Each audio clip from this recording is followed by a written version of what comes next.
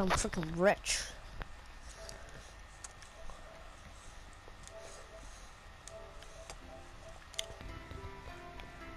When Marnie was there. Hi, my name's Anna. I'm reserved and bitter. There's nothing else to me. Want to know why I hate my 2 sets of loving guardians and am mean to everyone all the time? It's a spoiler. Just kidding. It's that I saw my foster mother getting a wealth.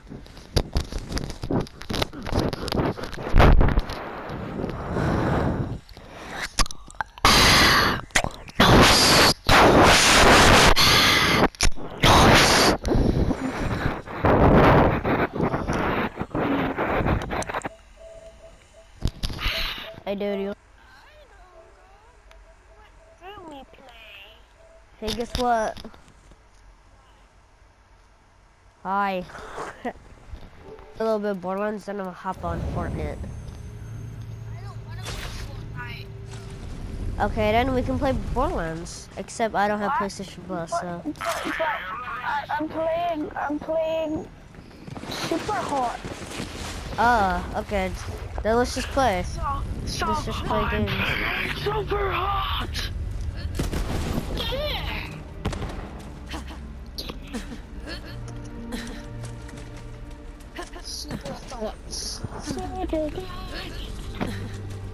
Oh, since I'm really bored.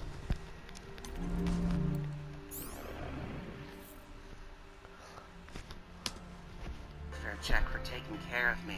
But you don't find that out for an hour because the movie wants to pretend that twist will make up for me being a bitch. There's a mysterious ghost girl who does nothing interesting the whole movie besides definitely flirting with me and making you wonder what her deal is. And guess what? Her deal is child abuse. Yay!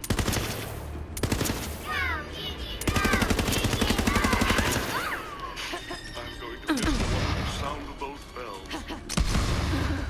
Yep, it's Spirited Away. Surprise! Go watch Spirited Away. It's very, very good. That's all I need to say about it. Everyone likes it. Everyone knows. So instead, I'm going to use this time to talk a little bit more about... It's another curse.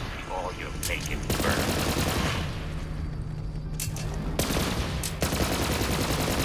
Only yesterday. Here is a single image of a pineapple. To impart that I do not like pineapples, I will have you sit and be bored for 10 minutes while I focus on nothing but this pineapple. While this may be an effective way to make my audience hate this pineapple, it is not an effective way to make a good video or a good movie.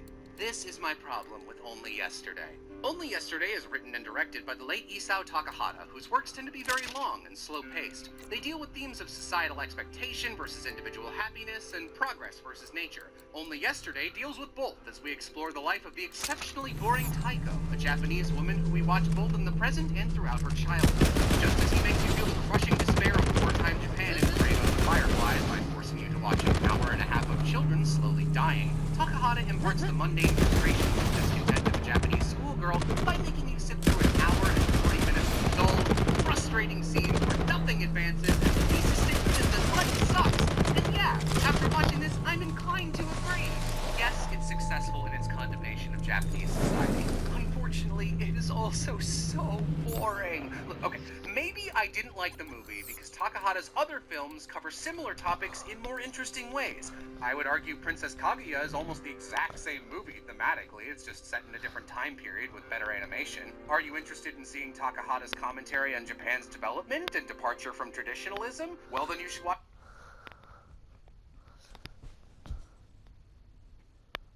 Oh! Hey guys, as most of you already know, they're in the process of creating a Borderlands movie, which is really exciting, and I wanted to make a video and put some information together to show you guys. And also, I have a friend that's in the film industry, and he most likely will be working on this movie, and I spoke to him, and he gave me some good inside industry information that I wanted to share with you. So in this video, I'm going to be going over who is all behind this movie, and why it might actually be good, despite the fact that a lot of game movies are not. I'll show you guys the potential cast that they're wanting for these roles, and then the possible time frame for completion and the possible filming location. And then finally, there is some storyline information that I'll go over as well. So this film adaptation has been in development at Lionsgate since 2015. They've gone through various various writers and directors, and they have finally settled on who they want to help support this film. Lionsgate is known for all the Hunger Game movies, the Saw horror film series, Kick-Ass, Chainsaw. There's a ton of them that are really good. So they're known for making some pretty good films, so there's some hope there. Lionsgate Motion Picture Group's president Nathan Kane made a statement. He said with the director and the writer that they've chosen, they believe that they have cracked the code on bringing the anarchic world of Borderlands to the big screen in a big way that will be a fresh, compelling, and cinematic event for moviegoers and fans of the game. In addition to having an awesome writer and director, they have brought on some heavy hitters for production. And I think this is the most exciting news. They've brought on the Marvel Studios for this movie. The producers are Avi and Ari Ara. They're a father and son team, and they are the CEOs and founders of Marvel Studios. The list of movies that they have produced is pretty amazing. They have done the Spider-Man series, X-Men, Iron Man, Guardian of the Galaxies, Avengers, Hulk, you name it. Anything Marvel, they did it. And then bringing all that experience with this action-packed film over Borderlands is going to be very cool. And most of my trust is with these guys to make this movie really amazing. For the director, they chose Eli Roth, and he's an American film director, producer, writer, and actor. As a director and producer, he's most closely associated with the horror genre and torture porn. The first two movies that really put him on the map were Cabin Fever and Hostel.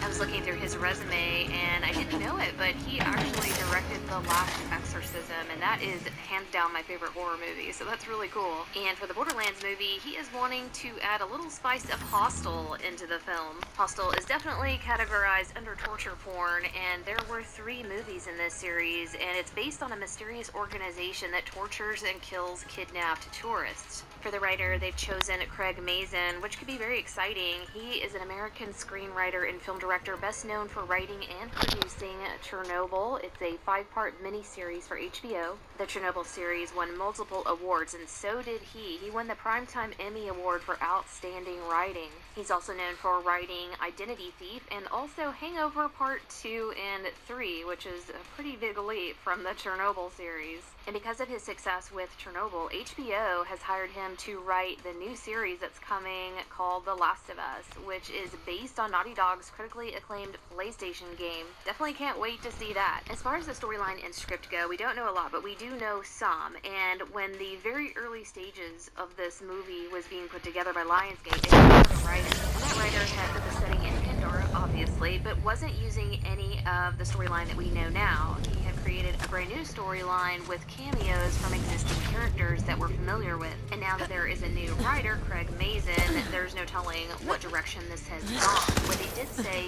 is that although the movie will pull from source material and what we've seen in the game already, the film will feature a brand new female protagonist. At this time, they have not announced any actors who will be using for any of these roles, but what they did say is that we can expect fan favorite characters from the series to return, and that includes our long-suffering little yellow robot companion Claptrap. And the movie definitely would not be complete without Claptrap, which leads me to my next little bit of information, which is bizarre yet intriguing. So at the Gearbox Studios, the developer of the Borderlands series, there is a creative director there by the name of Paul Sage. Last summer in 2019, he did an interview talking about this movie, and he was speaking about who he'd like to cast for some of the roles. The actor he mentioned was Dwayne "The Rock" Johnson, which at first sounds pretty cool. I mean, he's a pretty big, beefy dude. He could definitely play one of the main characters or one of the vault hunters. The 2 characters that come to mind are Brick or Roland. Those guys are pretty muscle-bound as well, just like him. But that is not even close to what he was thinking. The article reads, according to Gearbox creative director Paul Sage, he wants none other than Dwayne "The Rock" Johnson to star in it. However, not quite in the role that most expect.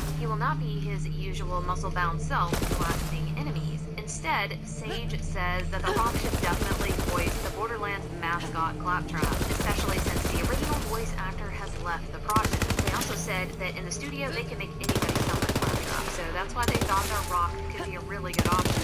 Again, no one has been officially announced for any of the roles in the movie, but if you go online, you can see on IMDb be where people have a wish list of who they'd like to see in the movie and who they think would fit these roles really well. For Tiny Tina, they want Chloe Grace Moretz. She definitely has the look for that character. For Salvador, they want Danny Trejo. Oh my yes, I God. could definitely see that. And this one's hilarious. For Mordecai, they want Jared Leto. And for this one, I think, yeah, it would be a really good fit. For Moxie, they want Scarlett Johansson. And for Handsome Jack, those are some pretty big shoes to Yes, fill. You yes, need a yes. pretty charismatic actor. And I think Ryan Reynolds would fill that role really well. Next, I want to show you guys Check a me highlight out, from a Pumpkin. presentation I that Gearbox love the did at entire PAX. menu. And Randy Pitchford, In the the CEO, got on stage and he talked a little bit about the movie, and then he also brought Eli Roth, the director, on stage to talk about it as well. Randy Pitchford is the CEO at Gearbox, and he is going to be an executive producer on the movie, and in this presentation, he was promising people that the movie won't suck.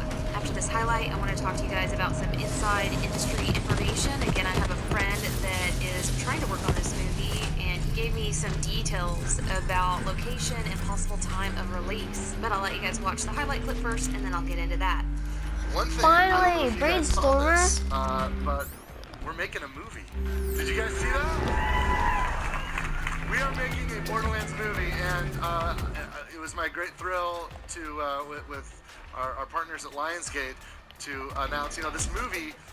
We actually first talked about it way back when we first did the arrangement with Lionsgate. And Lionsgate is a great studio. They did the Hunger Games, they did Twilight. They know how to do big movies, and they're really behind this picture, which is really exciting. And then we also got involved.